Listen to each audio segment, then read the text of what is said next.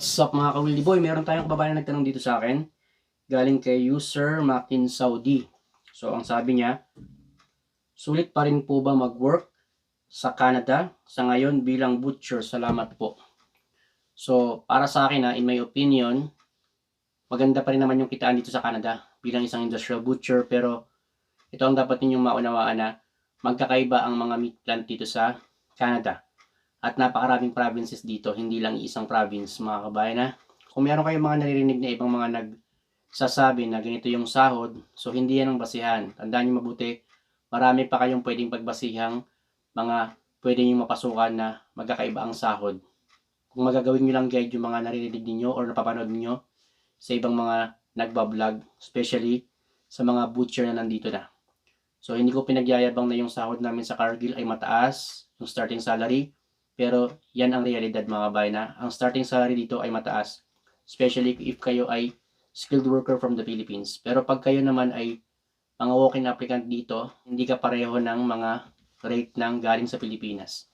So yun, dito kapag ka skilled butcher ka, especially sa mga industrial meat plant, kailangan mong paghandaan yan dahil expected mo mahirap ang trabaho dito. Repetition, maingay, syempre nandyan na yung may amoy, yan ang realidad And aside from that, kinakailangan mo makisama sa iba't ibang lahi dito at lalong-lalo na sa kababayan nating mga Pilipino. So alam mo na yung ibig sabihin. Aside from that, reality check lang kapag nasa Canada ka, napakarami tayo mga kababayan dito na iba't iba yung mga opinion when it comes to cost of living, when it comes to paano mabuhay dito, kumaga sistema. So maraming mga advantages, disadvantages kapag dito sa Canada. Marami rin nagsasabi na hindi na worth it ang Canada. Iba't iba yung mga opinion ng mga kababayan natin Ito lang yung masasabi ko. Kung nangangarap ka na makapagtrabaho dito bilang isang butcher, mapa industrial meat plant, mapa sa supermarket ka ba mapupunta, kinakailangan mong paghandaan, kinakailangan mong maging qualified applicant. So, kinakailangan mong i-provide lahat ng mga documents. Siyempre, dapat nasa iyo yung skill na hinahanap ng employer, ng agency, nang sa ganun maging qualified ka. Wala kang health issues, wala kang criminal record. So, ganun lang. Kapag nasa Canada kayo, tandaan nyo mabuti maaari kayo maging permanent resident mga ka-Wildy Boy. At napakarami ninyong makukuha mga privilege dito sa bansa Canada. Number 1 na nga yung health services mga ka-Wildy Boy.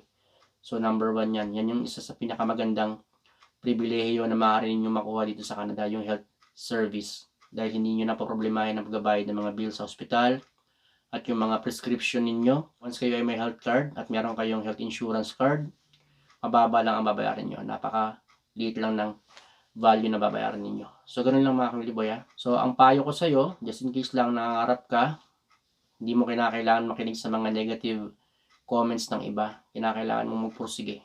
Kinakailangan mong patunayan sa sarili mo na kaya mo at kaya mong pagtagumpayan yung pangarap mo na makapagtrabaho dito. So, ganun lang. I hope nakatulong sa iyo yung sagot ko.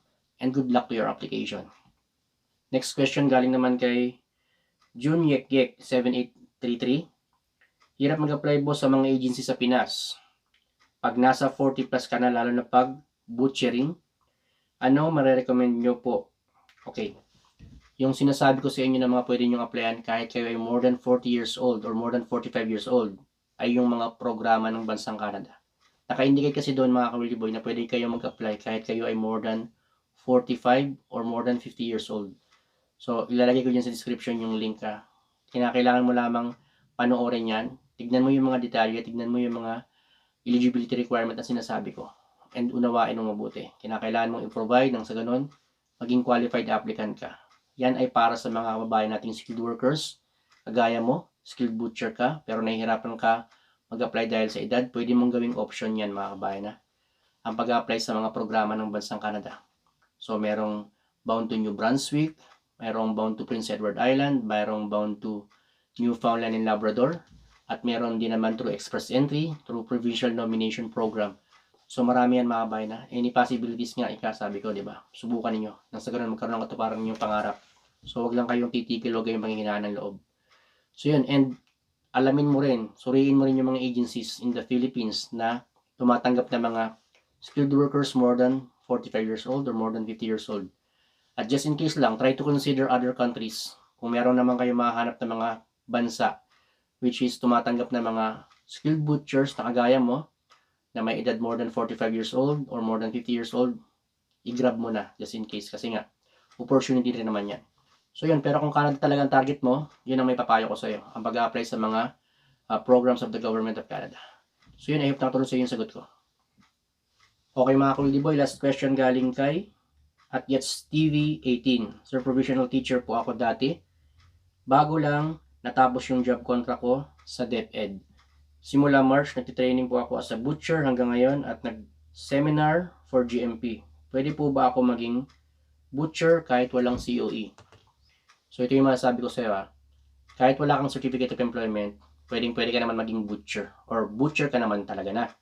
Pero, in reality, hindi ka pa pwede makapag-apply sa mga agencies na nag-deploy ng mga skilled butchers bound to Canada, Australia, New Zealand, UK dahil nga kinakailangan mo pang mag-gain ang sapat na karanasan. Siyempre, dapat may ipoprovide mo yung mga documents na hinahanap nila. Lagi kong sinasabi sa inyo, para kayo makapagtrabaho sa ibang panig ng mundo, especially bound to Canada, kinakailangan meron kayong experience, may ipoprovide nyo yung mga documents, wala kang criminal record, wala kang health issue. So yun, kumbaga, yung ginagawa mo sa ngayon ay ano na yan, progress na yan eh. So kinakailangan mo na lamang maging aware kung ano ba yung mga qualifications and requirements na kinakailangan mong i-provide nang sa ganun ikaw ay maging qualified applicant. Kung nangangarap ka makapagtrabaho dito sa amin sa Cargill, minimum of 2 years experience. Experience na galing sa isang legit na employer mga kabayan na makakapag-provide ka ng certificate of employment at makakapag-provide ka ng mga video presentation na nagpapakita ng iyong skills. Knife sharpening, knife stealing, deboning, at kung ano-ano pang mga skills ng isang butcher. And aside from that, kinakailangan may provide mo yung mga documents na hinahanap ng agency. At number 1 na nga dyan yung IELTS.